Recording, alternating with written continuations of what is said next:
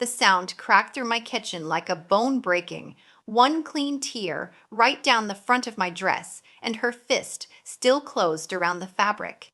My son owns everything in this house, she screamed, inches from my face. I looked at my husband. He was 3 feet away. He said nothing. He looked at the floor. That single moment, that silence, told me everything I needed to know. By morning, every lock in that house would be changed. And that was only the beginning of what I was about to take back. But what happened next, nobody could have prepared for. My name is Claire. I'm 34 years old, and 3 years ago, I married a man named Daniel, believing I understood exactly who he was. What I didn't fully understand was who his mother was and how much of my life she believed belonged to her. I should explain something about myself first, because it matters later. My father built a company from nothing. He spent 30 years growing it into something real, something substantial, something with his name on the door and his fingerprints on every decision. When he passed away, he left it to a family trust. I'm the chair of that trust, not as a ceremonial title, but as someone with real authority, real access, real responsibility. He also left me a house, a beautiful 4-bedroom craftsman with the kind of kitchen light that makes mornings feel like something worth waking up for, wide windows, old hardwood floors that creaked in places I'd memorized. I bought it outright, in my name alone, more than a year before I ever met Daniel. I want to be clear about that timeline. It matters more than almost anything else in this story. Daniel and I met at a charity event, one of those nights where everyone is dressed slightly better than usual and trying slightly harder than usual. He was confident, charming, the kind of man who'd been told his whole life that he belonged in every room he walked into. He asked good questions. He listened, or seemed to. He laughed at the right moments. For a while, I thought I'd found something real, something steady, something that wasn't performance. His mother was a different story entirely. Widowed young, she had built her entire identity around her son. His success was her success. His life was her territory. His marriage, apparently, her jurisdiction. She had a particular way of looking at me, a kind of polite, practiced disappointment, like I was a decision her son had made that she hadn't been consulted on and never quite forgiven. She didn't like me from the start. And honestly, I understood that. People don't always warm to the person who marries their child. What I underestimated, badly, was how far she was willing to go to remind me again and again, in small ways and then larger ones, that in her eyes, nothing I had was really mine. Not my house, not my company, not even, eventually, my own marriage. The first sign came a few weeks after we got engaged. A strange charge appeared on a company account. Landscaping services. Pay to a contractor I'd never heard of, at an address I recognized instantly the moment I saw it. It was hers. I brought it to our CFO, a man who'd worked for my father for over a decade and who looked at numbers the way other people look at old friends. Familiar, careful, a little protective. He came back to me the next day looking uncomfortable. It was authorized by Daniel, he said. He told accounting it was a pre-approved vendor. I confronted Daniel that evening and his apology came fast and smooth. The apology of someone who has spent a lifetime smoothing things over for his mother. She needed the work done. I should have asked. I'll have it reversed.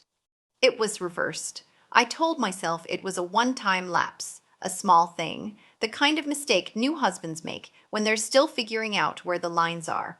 I was wrong about the one-time part. And just when I thought it was over, I found something that changed everything. A few months after our wedding, Daniel was given a senior operational role at the company, a role that made sense on paper.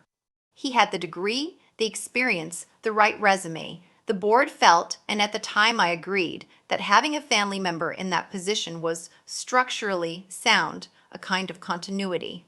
In practice, I started noticing things almost immediately. A payment went out to a consulting firm, no real website, no verifiable address, no actual contract on file anywhere in our system. When I asked Daniel about it, he called it a short-term advisory engagement, something he'd approved under his own signing authority.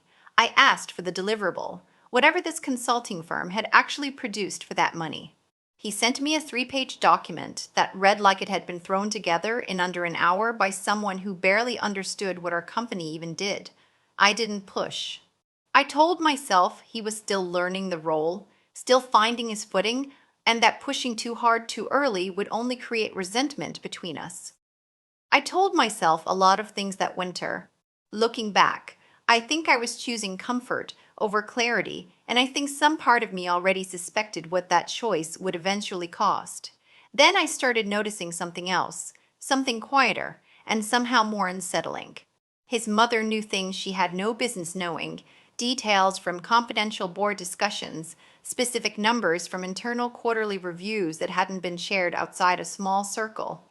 A personnel decision that had been discussed behind closed doors, mentioned by her at a family dinner like it was simply common knowledge, like everyone already knew. I looked at Daniel across that table. He was cutting his food with total concentration, eyes down, not meeting mine. He's telling her things, I thought. Not just casual updates, actual confidential information, the kind that could move markets or end careers if it got into the wrong hands. I didn't say it out loud. Not yet. I just filed it away, the way you file away a sound in a house at night that you can't quite place but can't quite ignore either. By that winter, I had started keeping a file of my own. Not because I had decided anything yet, because my father raised me to believe that if something isn't written down, it didn't happen, and somewhere underneath, the part of me that still wanted this marriage to work, another part of me was already preparing for the possibility that it wouldn't. I kept screenshots, timestamps, every strange transaction, every unexplained invoice, every comment his mother made that she shouldn't have been able to make. Eventually, I reached out to an attorney, someone known specifically for handling situations where marriage and business tangled together in complicated, overlapping ways.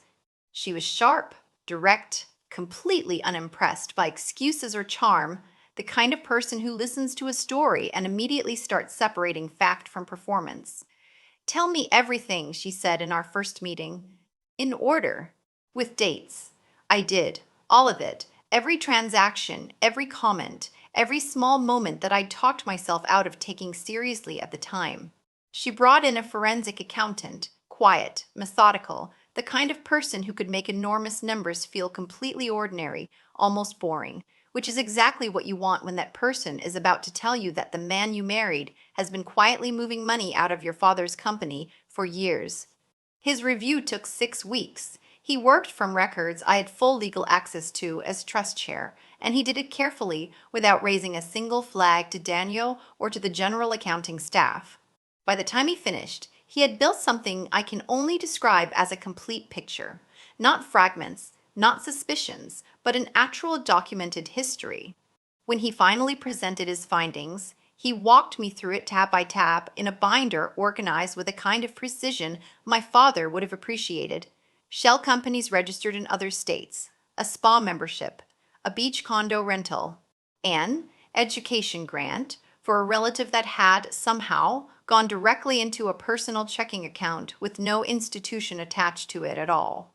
And then, the part that stopped me cold, 2 loan authorizations, totaling over $200,000, both bearing my signature, signatures I had never made. He had no idea that the worst was still coming. The forensic document examiner confirmed it within days, after careful comparison against years of my actual signatures on file. Both were forgeries. Not rough ones either, careful ones, the kind that take effort, the kind that suggest someone studied my handwriting closely enough to imitate it convincingly. I sat with that for a long time, in my attorney's office, the binder open in front of me. 3 years of marriage, 3 years of dinners, conversations, holidays, a life I thought I understood from the inside out. And underneath all of it, a quiet, deliberate pattern of theft, dressed up in family loyalty and easy apologies.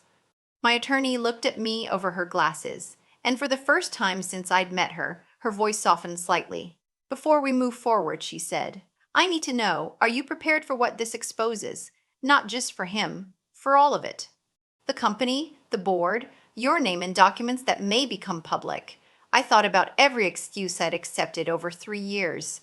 Every time I'd told myself it was a misunderstanding, a learning curve, a one-time thing that wouldn't happen again. Yes, I said, I'm ready. We waited. Not indefinitely, but strategically, with purpose. My attorney believed, and the accountant agreed, that we needed one more piece of evidence, proof that this wasn't a past mistake Daniel had made once, and then concealed out of fear. It needed to be ongoing, active, knowing. Something that proved this was a pattern he was still choosing, in real time, even now. That proof arrived a few weeks later, almost as if on cue. A new authorization request appeared in the company's vendor queue, another shell entity registered in a different state this time, but tracing back to the same ownership structure to the same person. Daniel had submitted it just 2 days earlier, using his own standard credentials. No hesitation, no attempt to hide it any more carefully than the others. He was still doing it, right now, while I was sitting across from him at dinner every night, pretending everything was fine. I sent everything to the forensic accountant that evening. His reply came within the hour. This is what we needed. We're ready whenever you are. I called my attorney. We move this week, I told her. That same night, his mother came to dinner, uninvited, as had become her habit over the past 2 years. She had opinions, as always, about how I was running the company. She'd heard through Daniel that I was planning to restructure parts of the operating committee, and she felt that was destabilizing for the family. She said so, at my table, in my house, with the kind of confidence that comes from genuinely believing you have a say in things that were never yours to begin with. I stayed calm. I think, in hindsight, that's exactly what broke something in her. She followed me into the kitchen after dinner, while Daniel sat in the living room, pretending not to hear. The accusation started again, louder this time. How dare I make decisions that affected their family? Didn't I understand what I was risking? Who did I think I was? I asked her, quietly, to leave. She grabbed my dress. One clean tear, right down the front, the sound sharp enough that it seemed to suck all the air out of the room. My son pays for everything in this house, she screamed. I looked at Daniel, standing in the doorway between the kitchen and the living room.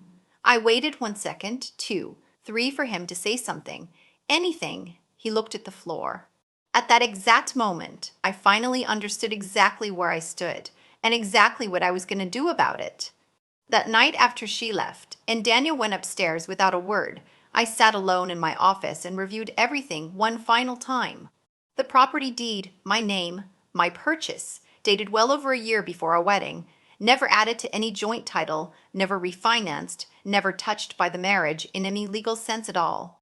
The forensic report, the signature analysis, every document clean, organized, ready. I changed every lock in the house from my laptop, front door, back door, garage side gate, all 4 points at once. Then I went to sleep, and for the first time in months, I slept without that low hum of dread sitting in my chest. The next morning, through my security camera, I watched his mother try her key in the front door, once, twice. She stepped back and stared at the lock like it had personally insulted her, like the mechanism itself had betrayed some unspoken agreement. She tried it again, harder, and then pulled out her phone. By mid-morning, Daniel was pounding on the bedroom door, not knocking, pounding, the kind of sound that comes from someone who's just realized the ground under them isn't solid anymore. I was already dressed, ready, calm, because I'd been awake for hours. You changed the locks, he said, his voice somewhere between rage and confusion, like he couldn't decide which one to commit to. You and your mother no longer enter this home without my permission, I told him. This is my house. It has always been my house. I handed him the deed. I watched the color drain out of his face from the top down, like a window slowly fogging over.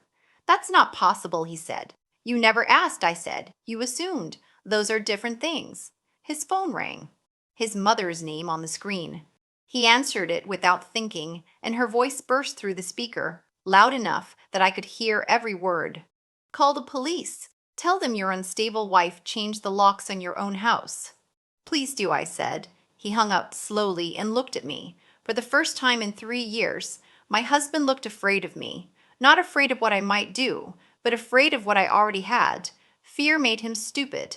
I watched him cycle through anger, then negotiation, then the early stages of charm, and I said nothing because silence is the most efficient way to let someone else's panic do all the work for you.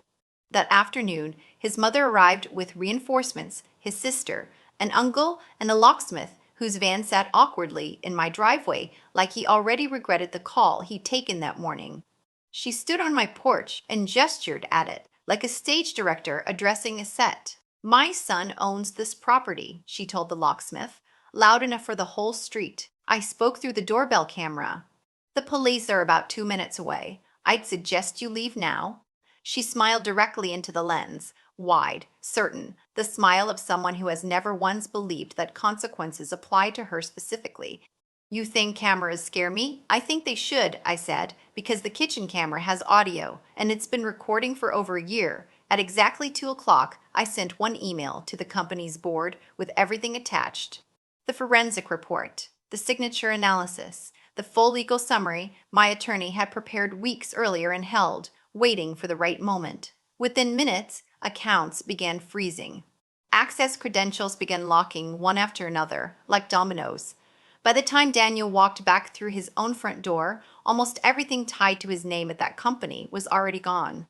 I poured 2 cups of coffee and set one near him on the counter, close enough to offer, far enough not to crowd, the way you set something down near an animal that might bolt. I contacted the board, I said, every dollar, every shell company, every forged signature, all of it.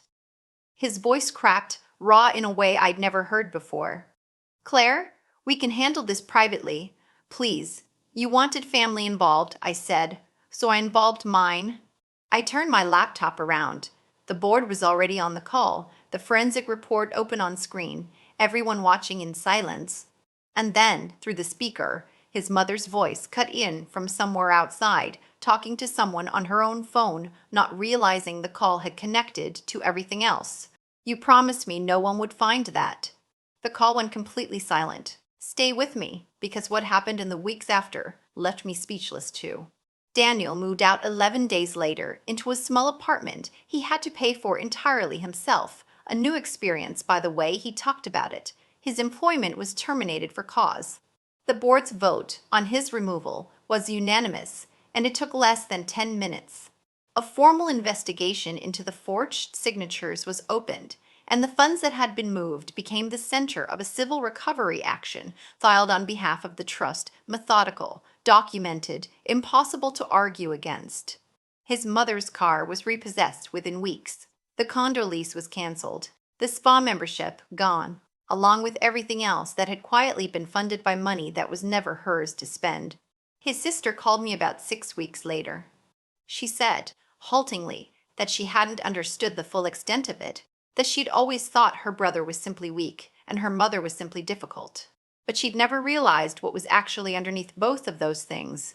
I believed her, partly. Some things can be true and incomplete at the same time, and I've learned to leave room for both. I still live in that house. I repainted the kitchen, warm white, the color it was when I first moved in, before 3 years of someone else's opinion slowly accumulated on the walls, like dust you don't notice, until you finally clean it. The torn dress is gone. I didn't keep it. What mattered wasn't the fabric. It was the sound it made. One clean tear that cut through years of excuses and quiet accommodations and told me, finally and clearly, exactly where I stood and exactly what I'd been avoiding for far too long. Daniel signed the divorce papers quietly, without a fight, the kind of quiet that comes when your own attorney explains that contesting anything would mean producing financial records you'd very much prefer never saw daylight in a courtroom. My father used to say, build on ground you own. Everything else is just weather. He was talking about business. He was talking about everything.